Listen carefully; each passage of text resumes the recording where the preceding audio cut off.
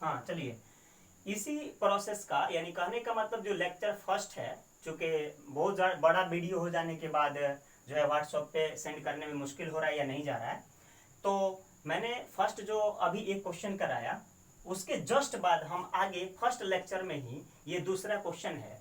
कभी कभी आपसे ऐसे पूछा जा सकता है कि दो बहुपद दिया जाएगा और आपसे पूछा जाएगा कि क्या एक बहुपद दूसरे बहुपद का शून्यक है, तो हम कैसे पता करेंगे कि एक बहुपद दूसरे का शून्यक है या नहीं, हम इस पे चर्चा करते हैं।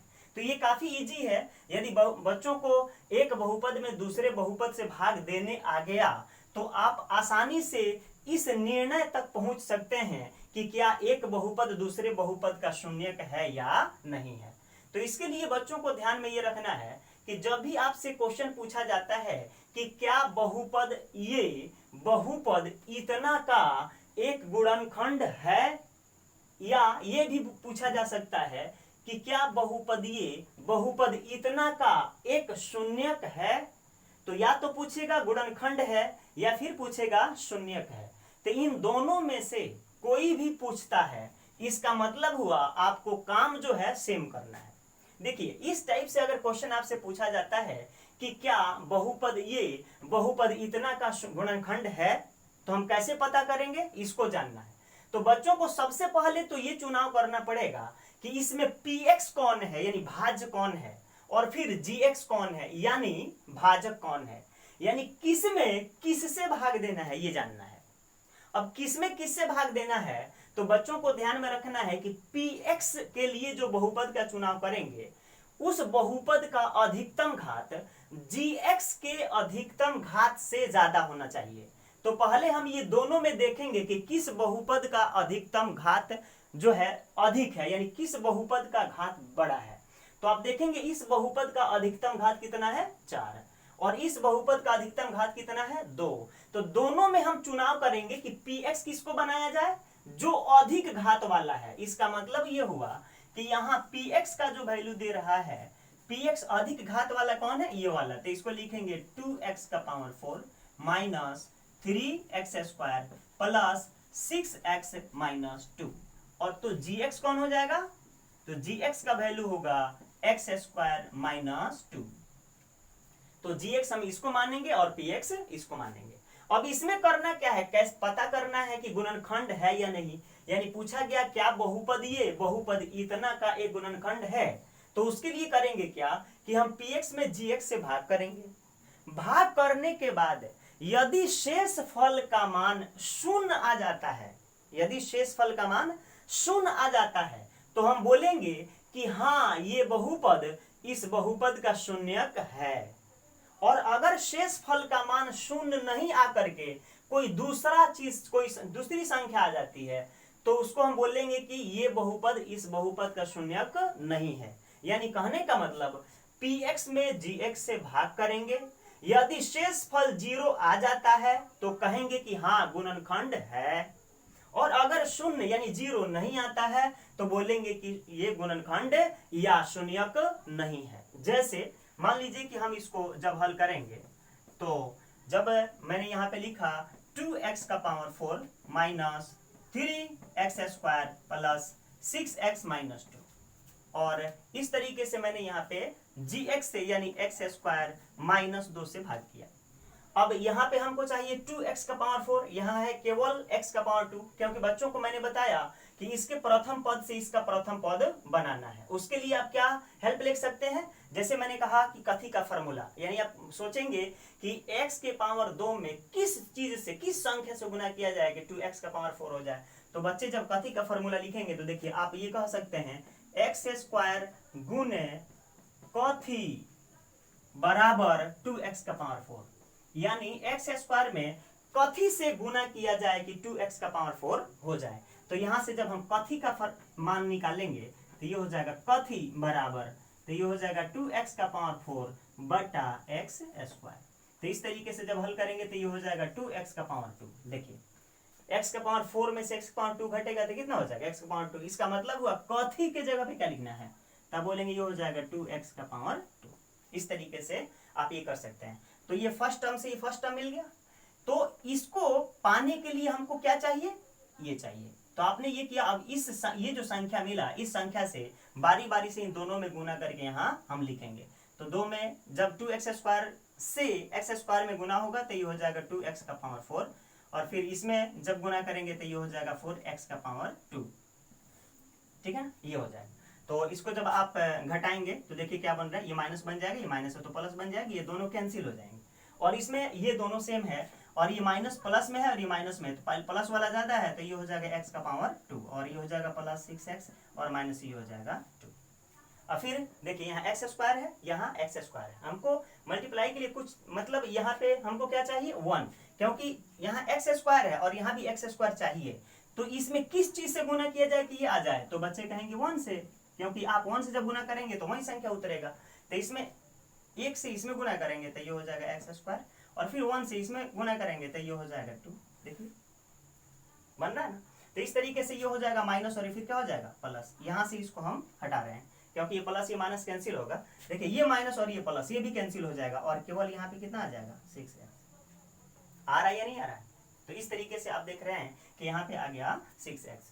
तो आप यहाँ पे देख सकते हैं कि शेषफल यानी ये हो जाएगा। क्यों मैंने बोला कि शेषफल ये हो जाएगा, इसलिए मैं ये कह रहा हूँ कि शेषफल ये होगा क्योंकि आप यहाँ देखिए 6x⁴ है और यहाँ कितना है, x⁴ कितना है 2 है। तो इस तरीके से हम कह सकते हैं कि यहाँ शेषफल का मान 0 नहीं आया, इसलिए हम कह सकते हैं कि x² - 2 यानी जो ये दिया गया है तो बोलेंगे gx का शून्यक नहीं है। तो हम यहाँ डायरेक्ट लिख सकते हैं कि शून्यक नहीं है, या ये कह सकते हैं कि x² - 2 शून्यक नहीं है 2x⁴ - 3x² + 6x - 2 का। तो या डायरेक्ट आप लिख सकते हैं कि ये शून्यक नहीं है।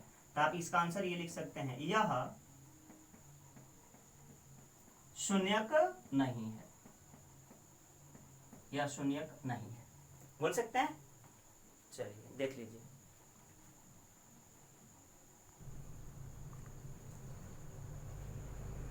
देखिए बच्चों के लिए मैंने ये तीसरा क्वेश्चन लिया, एक और क्वेश्चन मैंने लिया। जैसे तीसरा क्वेश्चन देखिए, इसमें कह रहा है कि क्या बहुपद 3t² - 5 बहुपद 3t⁴ + 6t⁴ - 2t² - 10t - 5। देखिए पहले वाले को मैंने दो क्वेश्चन पहले दिया, उसमें मैंने x लिया और इसमें t लिया। कुछ भी हो सकता है, s p t y कुछ भी हो सकता है, ABCD कोई भी लेटर इसमें आ सकता है। तो कहा जा रहा है कि क्या ये बहुपद इस बहुपद का एक गुणनखंड है यानी शून्यक है। तो फिर उसी को मैंने बताने के लिए कि गुणनखंड ये बहुपद जो है इस बहुपद का शून्यक है या नहीं, उसके लिए मैंने क्या किया, मैंने देखा कि दोनों में कौन बड़ा घात है। तो इसमें देखा गया t का अधिकतम घात यहाँ 2 है, इसका t का अधिकतम घात 4 है यानी 4 है। तो मैंने कहा कि अधिकतम घात 4 है, इसका मतलब इस वाले को px बनाएंगे और इसको gx बनाएंगे। तो px यानी भाज्य मैंने लिखा और gx यानी भाजक मैंने लिखा और इसको भाग दिया। तो जब आप भाग देंगे तो भाग देते हुए क्रम में आगे चलने के बाद देखा जा रहा है कि ये पूरा पूरा भाग लग जा रहा है और शेषफल का मान कितना आ रहा है, 0 आ रहा है यानी 0 आ रहा है। तो जब शेषफल का मान 0 आ गया, 0 आ गया, तो जब शेषफल का मान 0 आ जाता है तो आप बोलते हैं कि हाँ ये बहुपद इस बहुपद का शून्यक है। और अगर 0 नहीं आएगा तो बोलेंगे ये बहुपद उस बहुपद का शून्यक नहीं है। तो आप केवल ये भी लिख सकते हैं हाँ, इसका आंसर केवल हाँ भी हो सकता है, क्योंकि आपसे क्वेश्चन पूछा गया है कि क्या बहुपद ये बहुपद इतना का एक गुणनखंड है, तो आपका जवाब होगा हाँ। या आप ये भी लिख सकते हैं कि हाँ बहुपद इतना का एक गुणनखंड है, ये भी लिख सकते हैं। या ये कह सकते हैं कि हाँ बहुपद इतना का एक शून्यक है। तो आप ये पूरा भी लिख सकते हैं, या आपका जवाब केवल हाँ से भी हो जाएगा, इसमें कोई गलती नहीं होगी। तो बच्चे एक बार इस क्वेश्चन को देख सकते हैं।